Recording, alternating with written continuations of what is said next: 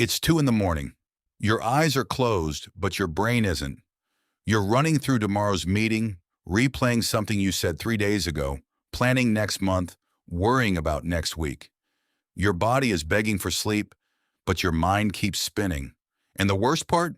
You know you should be sleeping. You know you have a full day tomorrow.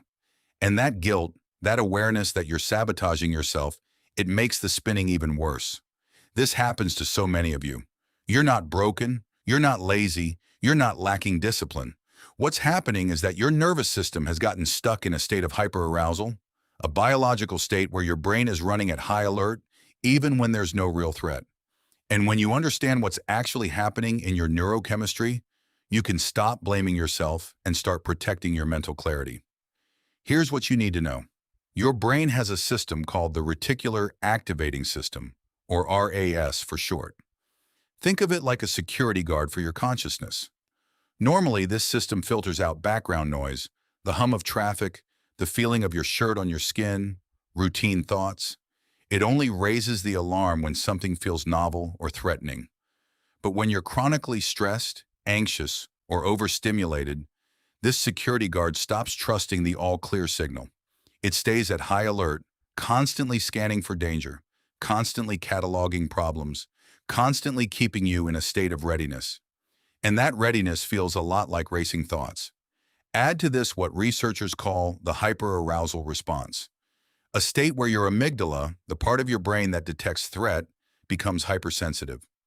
When Dr. Matthew Walker's sleep research team studied this, they found that sleep-deprived people showed a 30% increase in amygdala activation to neutral stimuli. Your threat detection system isn't just on, it's cranked up to maximum sensitivity. Everything feels potentially dangerous. Everything demands mental resources. Your brain becomes a browser with 47 tabs open, and every single tab is flashing red. So what do you do when you can't turn your brain off? The first thing is to stop fighting it in the moment. The irony is that the harder you try to force sleep, the more activated your nervous system becomes. Cognitive control, the act of trying to suppress thoughts, actually requires significant prefrontal cortex activation, which is the opposite of what you need. So the first buffer is this. Accept that your brain is running and redirect its energy instead of trying to shut it down. During the day, you want to build what's called sleep pressure through controlled cognitive load. This means engaging in focused, demanding mental work during daylight hours, not doom scrolling, not passively consuming, actual cognitive work, learning, problem-solving, creative projects that taxes your prefrontal cortex and builds up adenosine, a neurochemical that signals fatigue to your brain. Think of adenosine like a pressure gauge. The more mental work you do, the more it accumulates. And the more it accumulates, the more desperately your brain wants to enter sleep. This is why people who do deep work often sleep better. They've built genuine sleep pressure, not just biological time. Here's the practical question. What's 1 hour of cognitively demanding work you could schedule into your day that you're currently avoiding or replacing with low-effort tasks? The second buffer is regulating your nervous system in the evening through what's called the parasympathetic shutdown protocol. This means 2 to 3 hours before bed, you're deliberately activating your vagus nerve, the main nerve that tells your body it's safe to rest. This isn't meditation. This isn't manifesting. This is bottom-up nervous system regulation. You can do this through cold water exposure. A 30-second cold shower activates your parasympathetic rebound, which follows intense sympathetic activation. Or you can do this through extended exhale breathing. Breathing where your exhale is longer than your inhale, which directly signals safety to your vagus nerve. Even 4 minutes of this shifts your nervous system state.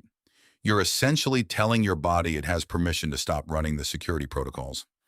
The third buffer is circadian alignment.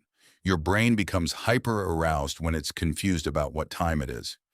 If you're exposed to bright light in the evening, or you're working under fluorescent lights when your brain expects dim light, your circadian system becomes desynchronized. Dr. Andrew Huberman's research has shown that exposure to dim, warm light in the evening and bright light in the morning realigns your circadian rhythm within days. This isn't supplemental, this is foundational. When your brain knows what time of day it is, it stops running threat detection at midnight. Now, when you're already in bed and the racing thoughts start, you need a real-time strategy. The worst thing you can do is lie there fighting. The second worst thing is to reach for your phone to distract yourself. Instead, use what's called cognitive displacement. This means giving your brain a different, low-stakes task that occupies the parts of your mind that were running in circles. Some people count backward from 300 by threes. Some people visualize walking a familiar route from memory. The specificity doesn't matter as much as the fact that you're redirecting mental energy towards something neutral and slightly challenging. Your hyperactive brain still gets to work, but it's not working on anxiety. Here's the practical question. What's one neutral, slightly engaging mental task that your brain can engage with in the dark without stimulation? If you're still awake 20 minutes after getting into bed, don't stay there. Get up, move to a different room, do something low light and low stimulation for 20 minutes, read something bland, stretch, sit quietly until you feel the actual biological drive to sleep return. This is called stimulus response unbinding. You're breaking the association between being in bed and panicking about not sleeping. The recovery protocol comes after a night when you couldn't turn your brain off. The temptation is to sleep in or nap to make up for it. Don't. What you actually need is bright light exposure as soon as possible after waking. This resets your circadian clock and tells your brain that this day is day, not recovered day. You also want to get outside. Natural light, temperature variation, and physical movement rebuild your sleep pressure faster than staying inside and resting. And you want to avoid the temptation to oversleep the next night. Instead, stick to your normal sleep schedule.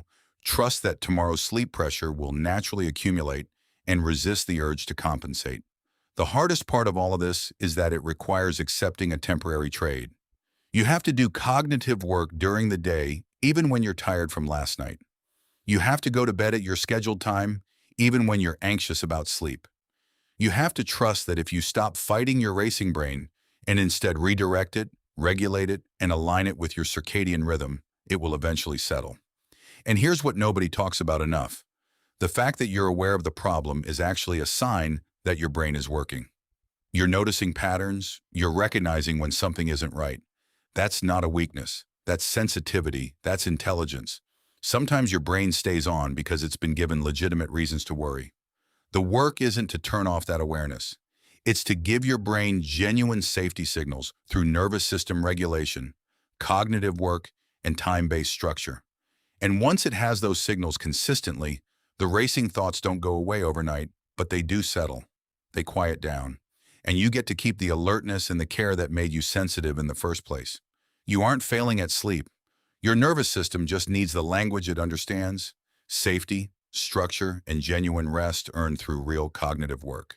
You deserve both: a brain that keeps you sharp and a nervous system that knows when to finally let go. Videos बनाने हैं, Filmora है ना।